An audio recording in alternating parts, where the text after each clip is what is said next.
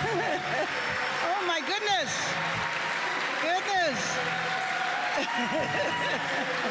Thank you. Thank you.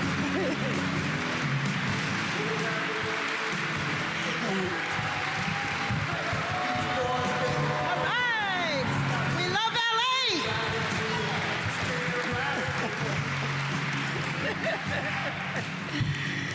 Hello, everyone. Good afternoon. It is amazing to see everyone here today, and thank you so much for taking the time out to come. And how about our schools? UCLA Bruins in the house. USC. Thank you all so much for coming today and showing the Battle of the Bands. But at the end of the Battle of the Bands, what was it about? It was about we love LA, right? Because we're together. And let me just thank all of you, especially all of the community leaders that are here today, the community members, the elected officials, all of everybody that took the time out to be here today.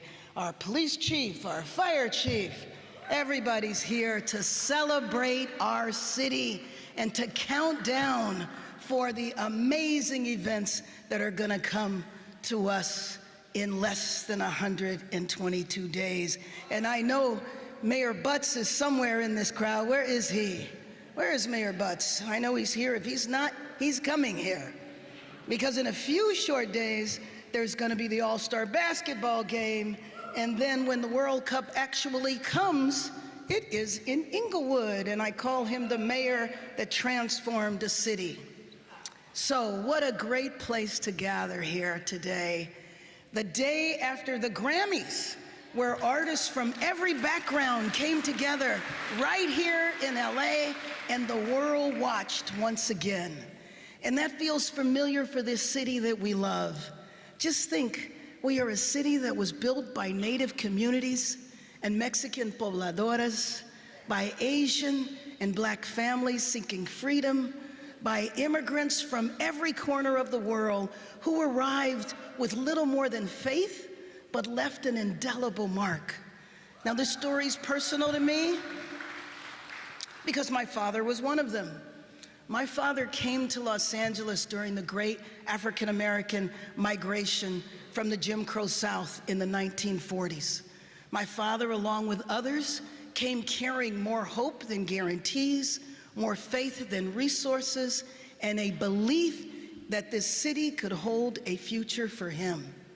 And he wasn't alone. Los Angeles was built by people who believed in something bigger than themselves, and they made a brave decision to build a life and a future together.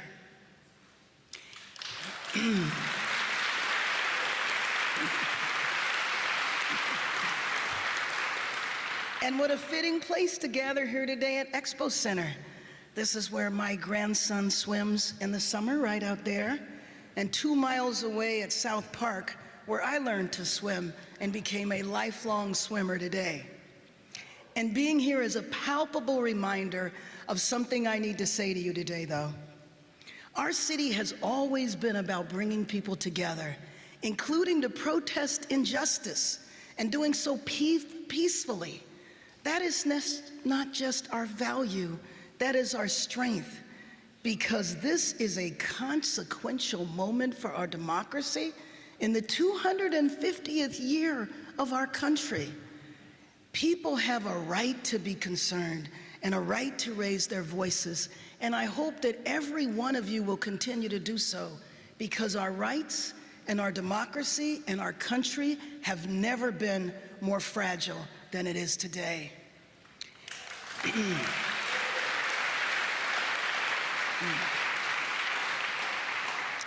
Angelinos, I know we will get through this moment the way we always do, by standing together, staying peaceful, staying engaged, and even in this difficult chapter in our history, great events, moments of unity are possible, and they are coming, and they're coming soon. So starting in June, in just 122 days, Our city will host the Women's U.S. Open at the Riviera Country Club and in the Palisades. We will host that.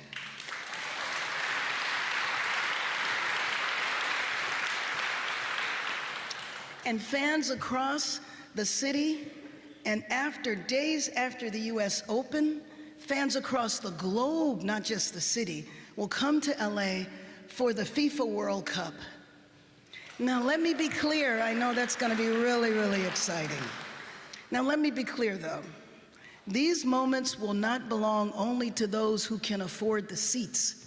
Have you seen how much they cost? But they're going to belong to all of us, because that's why I'm so excited to announce today that we will host more than 100 watch parties and events throughout every city council district during the World Cup, and they will all be free and they will all be open to the public.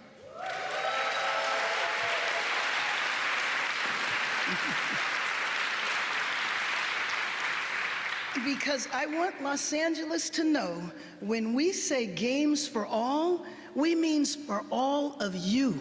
For everyone here should participate, and every neighborhood should benefit when these games come to our city.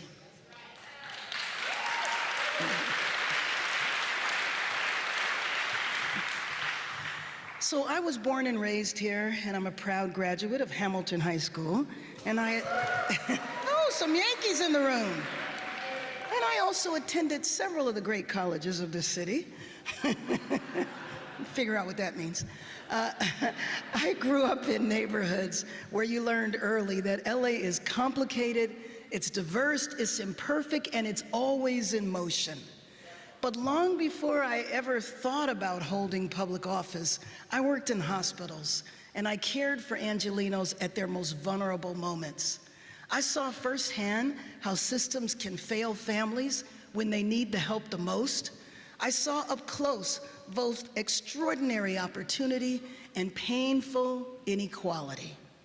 And I learned that the measure of a city and of a person is who you lift up along the way, that everyone deserves dignity and no one should be invisible.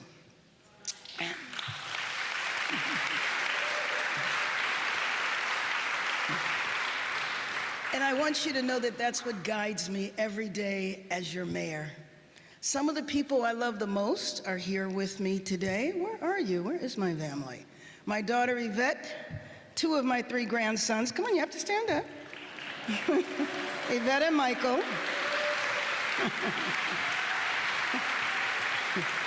My son-in-law, Michael, and the newest addition to our family, Oliver. I think I will say that he's the first child born at the Getty House. Well, he was actually born in a hospital, but you know what I mean. They are the reason that the future of Los Angeles is deeply personal to me. Every day I fight for a better future for them and for each of you. From our labs and classrooms, from our small businesses and neighborhood storefronts, from family kitchens and to community tables where we argue a lot, huh? We gather, we listen, and we laugh, and we understand one another. We are, all of us, neighbors in this city. And I don't know about you, but do you remember how it felt that Monday after the Dodgers won back-to-back World Series? All right. Nobody cared that day where you were born, how you prayed, or how you voted. We were all one city, and we were all proud to be on the same team. That's the feeling I want every person in this city to know. The feeling that says you belong here. This city is yours. And we all need to remember that what unites us is far stronger than anything or anyone that tries to tear us apart.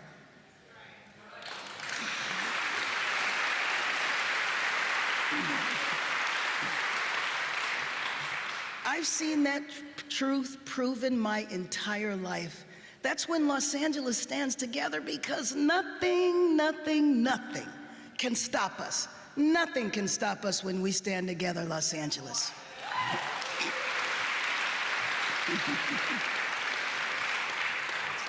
But now, before I talk about the incredible events coming to us in 122 days, I want to speak plainly from one Angelino to another about our shared resilience, our spirit, our faith in one another, and how we must move forward together.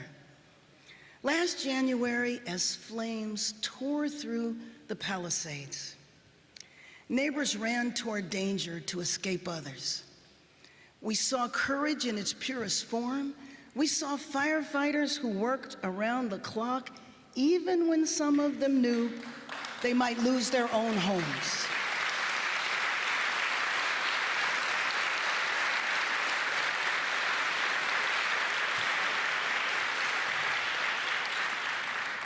Angelinos reached out with food, clothing, and open arms. Angelinos of all kinds handed out water and masks and guided strangers to safety.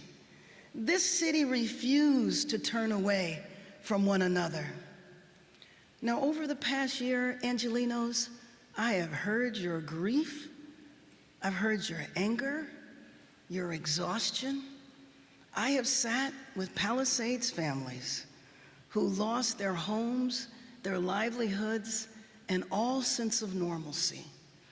And I carry your stories with you, and I want to take a moment to thank you for your honesty, for your resilience, and for making me a stronger leader.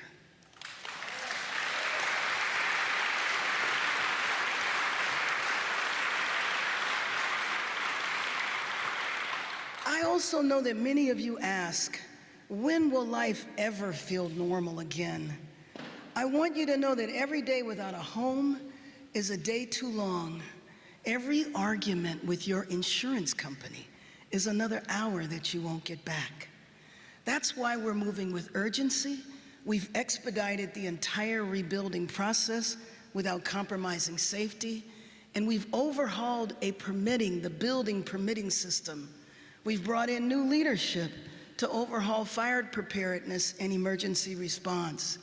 And yes, we're fighting the next battle, holding financial institutions and the insurance industry from abandoning Los Angeles, because recovery should never feel harder than the disaster itself.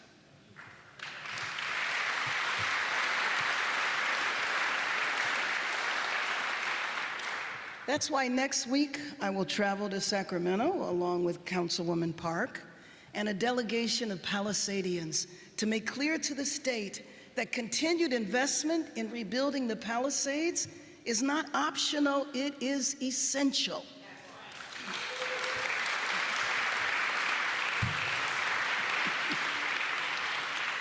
We're not just rebuilding, we are rebuilding smarter, faster, and safer.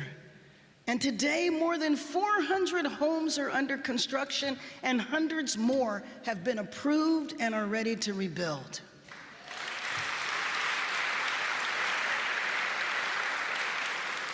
Families are returning home, but this is progress, but we're not going to slow down.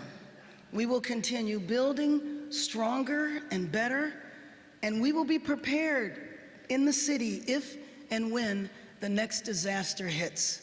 We will be ready.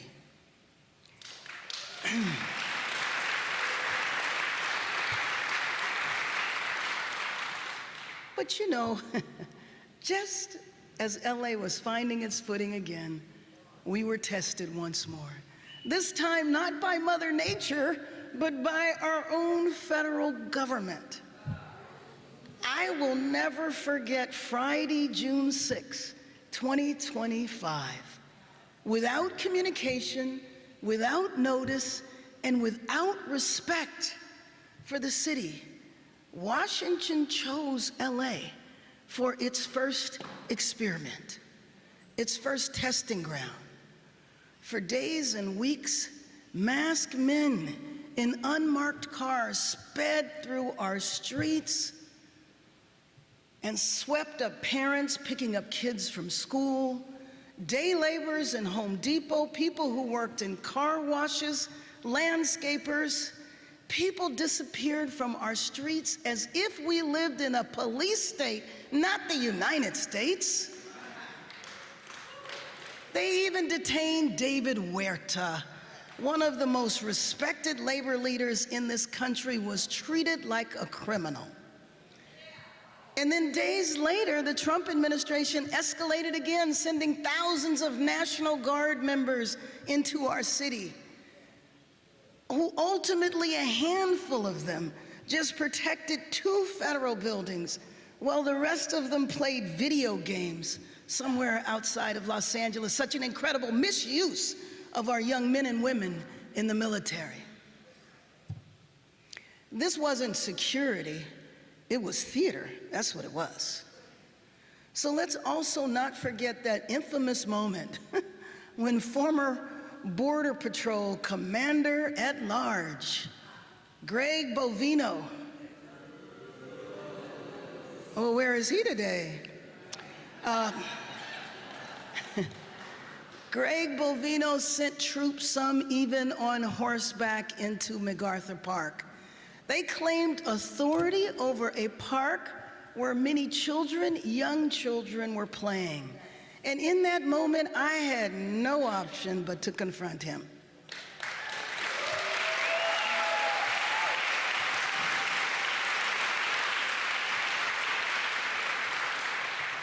Because no leader who loves her city stays silent while Angelenos are terrorized on their neighborhood playground.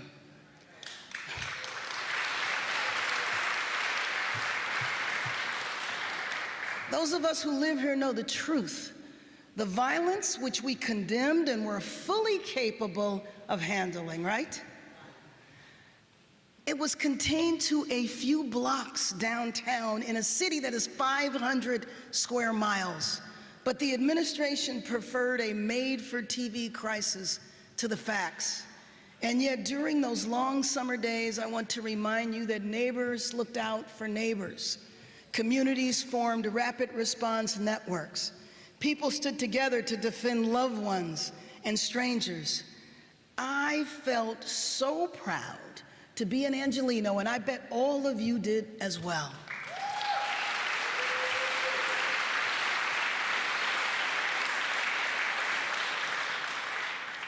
While the National Guard has since left, the brutality of the raids has not. Raids continue every day in Los Angeles, and with them have come the devastating losses of life.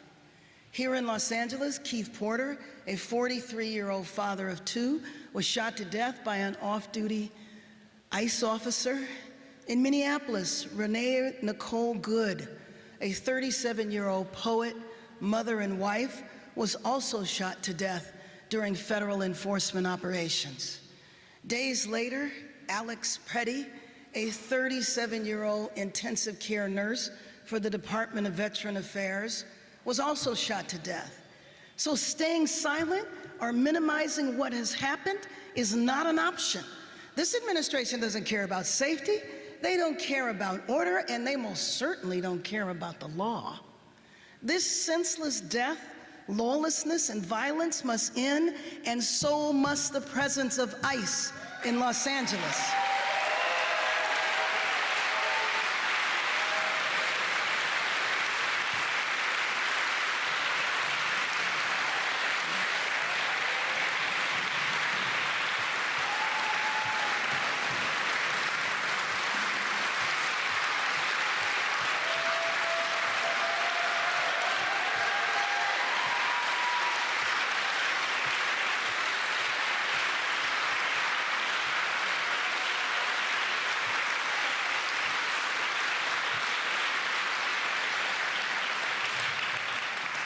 Let me make this clear.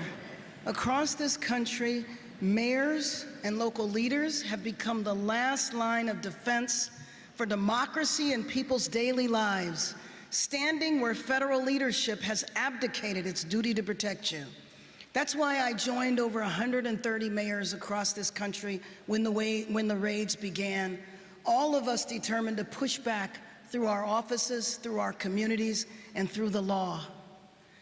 Many years ago, just think about this, from the ICE raids to my memory, and I think maybe a few of you here remember this, I was honored to be in the Coliseum right behind me, where Nelson Mandela spoke. Anybody here remember that? How many people were here for that? There's a few of us that have been around. Nelson Mandela was just released after 27 years in a South African prison. And he said, "We who have suffered and continue to suffer the pain of oppression know that underneath that face of Los Angeles lies a great and noble spirit." Is our spirit great and noble? I think our spirit is great and noble. I know it is. Because in Los Angeles, we always stand up for our people on the same moral high ground as those who came before us. We protest for what is right, peacefully and nonviolently. We stand up for everyone who calls this city home. No amount of intimidation, bullying, or pressure from Washington will ever change that.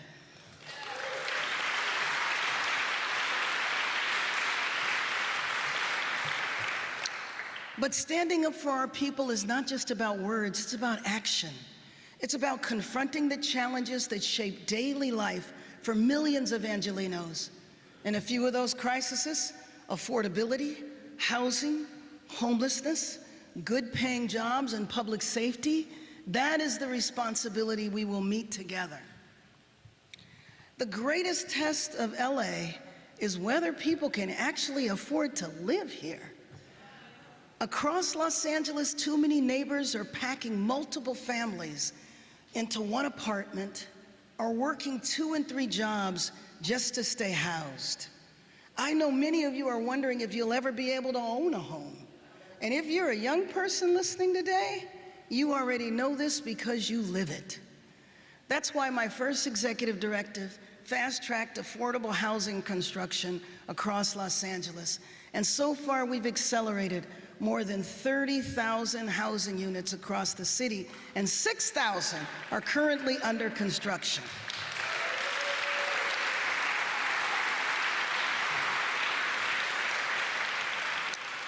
And let me thank the members of the City Council, because the City Council made the executive directive permanent law, and this ensures that we can keep building fast so that current and future Angelenos can afford to live in the neighborhoods where they were raised.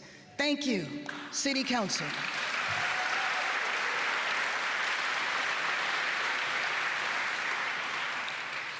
Because a city that prices out its next generation is a city that stops believing in its own future.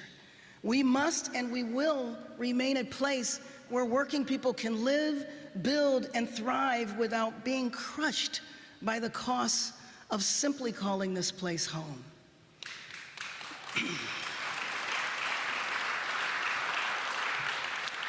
That's why we've expanded tenant rights and capped rent increases.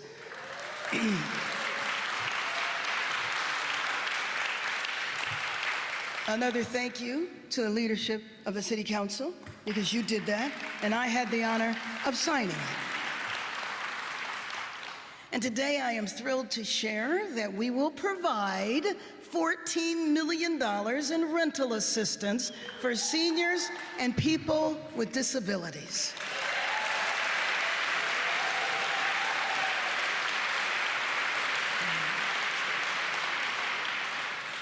I will do everything in my power to make living and thriving in Los Angeles an achievable dream for anyone and everyone in this city.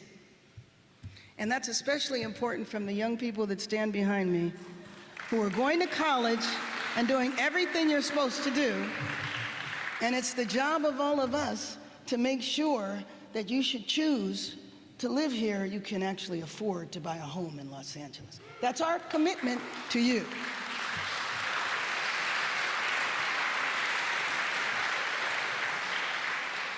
Now, you know, the most extreme example of affordability is homelessness itself. With over 40,000 unhoused Angelenos and almost half of them sleeping on our streets every night. This is the consequence of decades of rigid thinking that never built a system capable of meeting the scale of the need. But since I became mayor, we began moving with urgency. We broke down silos. We challenged policies that kept people trapped on our streets. And we began building a system with one clear goal, and that's ending homelessness, especially street homelessness.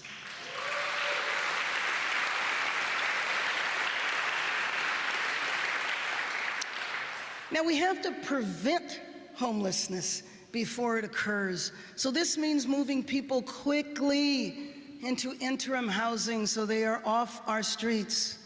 This means tackling the health, the social, and the economic barriers that too often pull people back onto the streets, so that when Angelenos move into permanent housing, they actually stay housed.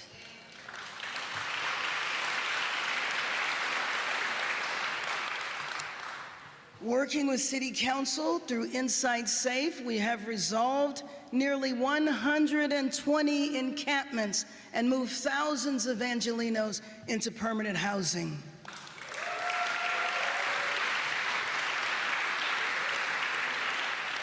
We have an 85% retention rate in permanent housing, but that's not enough.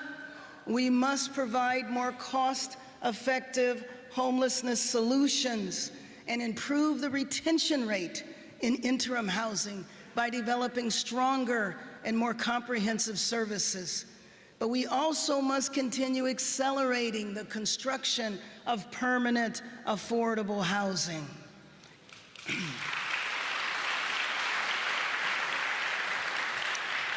And one group we can never forget, and that is our veterans.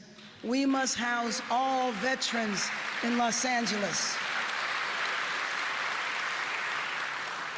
Too many of our veterans, men and women, who wore the uniform, our country's uniform, and put their lives on the line, they've been forced to sleep on our streets, and that has to end, and that has to end now.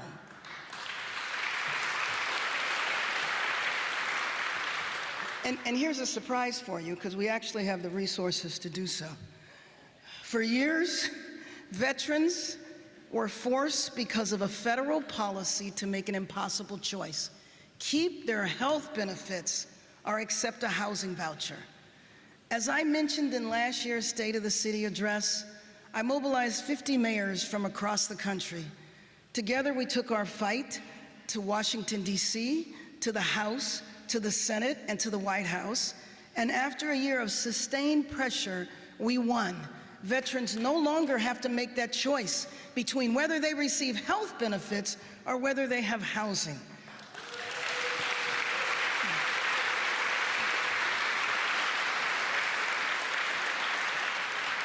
So since last year, we've issued 600 housing vouchers for our veterans, and they are housed now.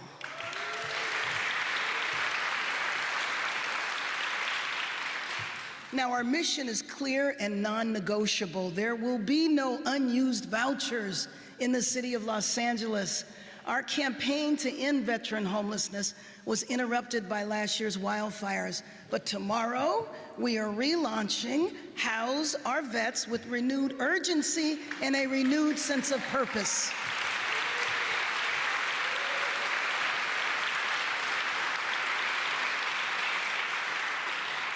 We will deploy every tool in the mayor's office. We will work hand in hand with veterans organizations like U.S. Vets, and we will call on individual landlords across our city to step up, accept a voucher, house a veteran, and make a patriotic contribution to our city and to our country, because no one who served this nation should ever be left behind.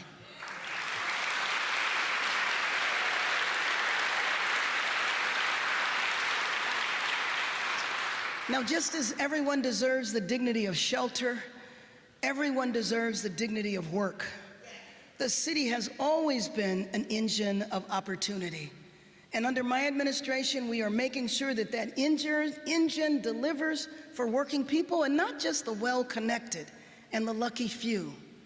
And in Los Angeles, I can now say we are reinvigorating our capacity to do this. Look no further than the revitalization of downtown LA. We're working on it, Nella. And George. Businesses are relocating and expanding their headquarters here. And last year, the City Council, the labor movement, business and community leaders came together to pass much-needed legislation to expand the LA Convention Center.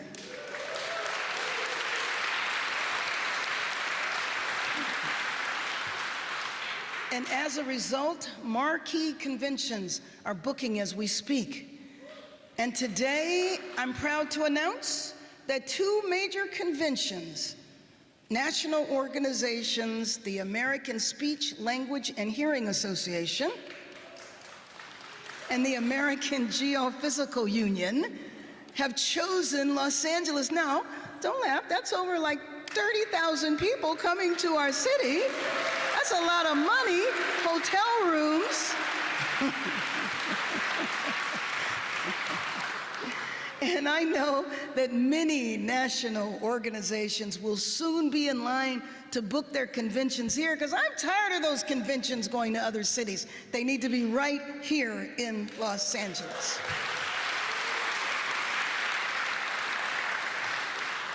Those jobs, the hotel nights, full restaurants, and activities on our streets, because that's part of feeling safe, getting people out there. Miss Yvonne Wheeler, the head of our labor movement,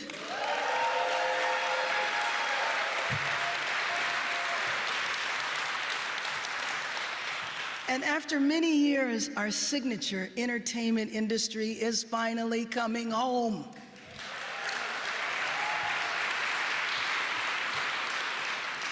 Working hand in hand with the industry, I signed an executive directive to make filming easier, faster, and more affordable in Los Angeles. We dedicated city staff to guide productions through the permitting process and keep cameras rolling. Councilman Nazarian, one of your key issues.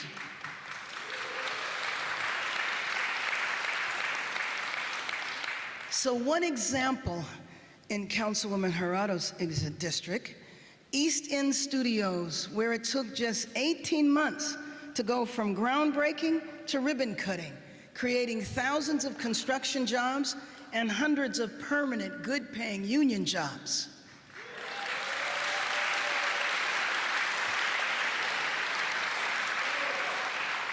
Together, these investments send a clear message. Los Angeles is open for production, and we are building our future together right here.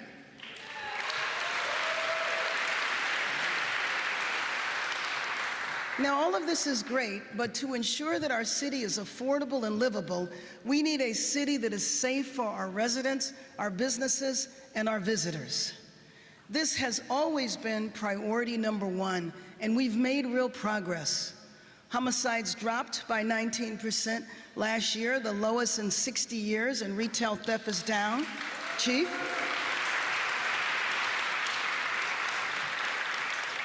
But public safety is not just about crime going down. It's about how you feel, how safe you feel, whether your child feels safe walking to school, whether the lights work on your street, and yes, we're getting those solar street lights installed.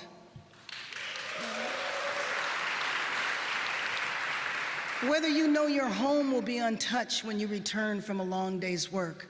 So I hear you from the Valley to Mid-City to South LA. LA is a vast city with diverse needs, and there is no singular approach to safety. Some neighborhoods want to see a strong, visible LAPD presence. Others want to see a stronger presence of community-based organizations and programs. Well, we have to deliver both. And I'm proud of our Office of Community Safety. They deploy trained, unarmed professionals to deter crime. They provide safe activities to prevent community violence, and they have saved countless lives. And I'm also proud of the program that responds to individuals with mental health and substance abuse crises.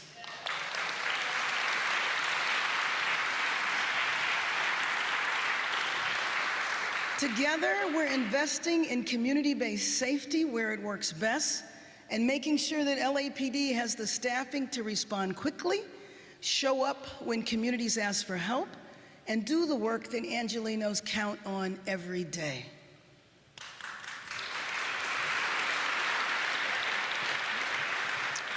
All of this work making safety real, visible, and felt is exactly what will prepare us to welcome the world. In LA, we lead in moments like this with urgency, clarity, moral conviction. That's how the world will come to know us. And as we prepare for the U.S. Women's Open, the FIFA World Cup, and soon after the greatest Olympic and Paralympic Games in history,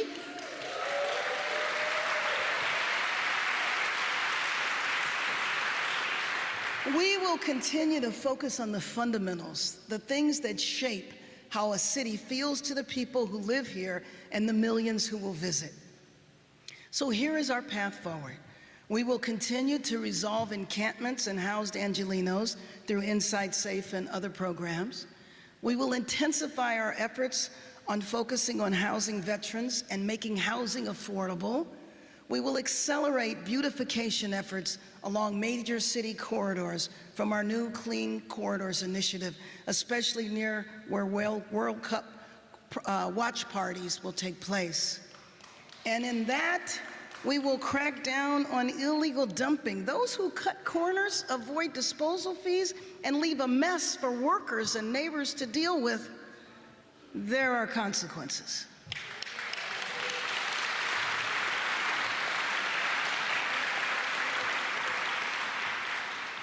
And we will continue installing solar lights in neighborhoods across the city. And this summer, the U.S. Women's Open and the FIFA World Cup will touch every corner of our city, welcoming hundreds of thousands of visitors from around the globe. And when the U.S. Women's Open arrives, we will launch Golf for Girls, clinics, golf clinics at all of our we will offer golf clinics for girls in all of our public golf courses across our city, from Van Nuys to Wilmington. And tonight, the Angel City Football Club is investing $3 million for a three-year initiative with the City of Los Angeles, serving more than 43,000 girls.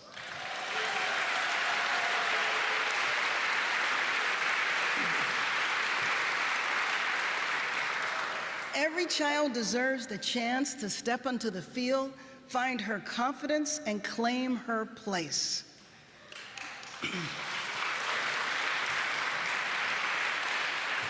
Then, in 2028, we welcome the world on an even grander scale as we host the Olympics for the third time and the Paralympics for the first time in history.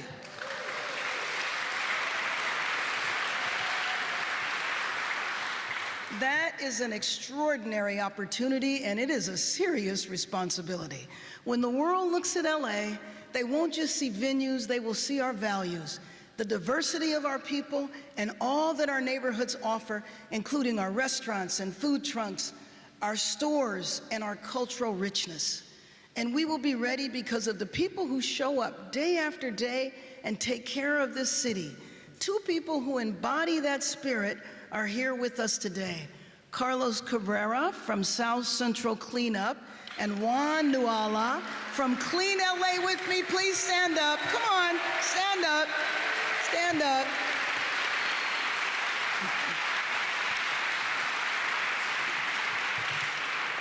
Now, I don't know if you've seen them on social media, but let me just tell you, they are doing an incredible service in our city. And we not only applaud you, we want to support you, but we also want to join you. So, you know, we've been doing Shine LA every month since last April. And as a matter of fact, we're doing Shine LA this coming Saturday, and I'll talk about that in a second. But we want to join you and ask you two to take the lead, and we'll all join what you're doing, because to me, you exemplify civic involvement, and we would love to see thousands of Carloses and Juans who will take responsibility in the city and help us beautify this city.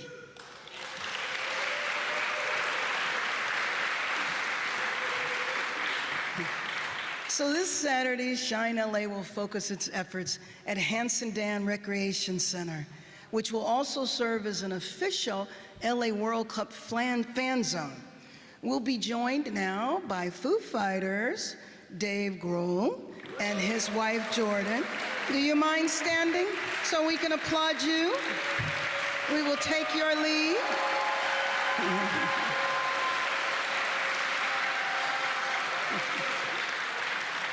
So I have joined you before at Shine LA at Hope for the Mission, and you're out there all the time, never seeking attention. He didn't want me to introduce him, but I couldn't resist it. Because we want to applaud you and we want others to follow what you are doing. So Los Angeles, let's get our city ready. Let's strengthen not just our neighborhoods, let's make them shine for the world. And starting this Saturday now, I want to know how many people here are going to join us this Saturday in Hanson Dam? How many people are going to join us? Are you guys going to join us? Oh no, they're going to be studying. You guys got finals? Oh, okay. I see a few heads nodding over here. My friends, this year will ask a lot of us, but it will also bring moments of extraordinary promise. Moments when the eyes of the world turn here once again. I have always believed that Los Angeles can move faster than bureaucracy, care deeper than politics, and think bigger than the limits we've been told to accept, and I believe that more fiercely now than ever. In LA, I know we will be ready to welcome the world for global sporting events, historic celebrations, and defining moments that will unfold on our streets, in our neighborhoods, and across the city, and we will be ready. I know that we will.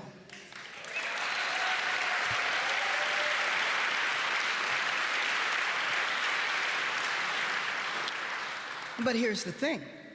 I also know we will be ready to resist and confront whatever comes our way, whether it is a reckless federal government who tries to say that this city is falling apart and needs the help and needs to be rescued, those who say that our values are negotiable, anyone who tries to disparage our city, or anyone who underestimates the strength, the unity, and the courage of this city, we're not going to stand for it.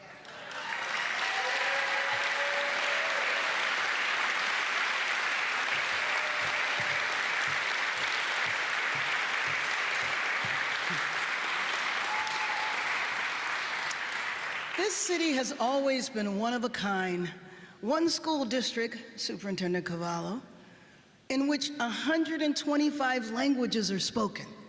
What might be considered chaos elsewhere becomes harmony here. A place built from Alvera Street to downtown skyscrapers by people who came from everywhere and decided to build something together. A place that has always welcomed the world. I have never believed in us more. So Los Angeles, Angelinos, let's get to work. Let's keep building. Let's keep lifting people up as the world comes here once again. Let's show the nation and the world. Let's show the nation and the world. We are the greatest city on earth. Thank you, thank you, thank you, Los Angeles.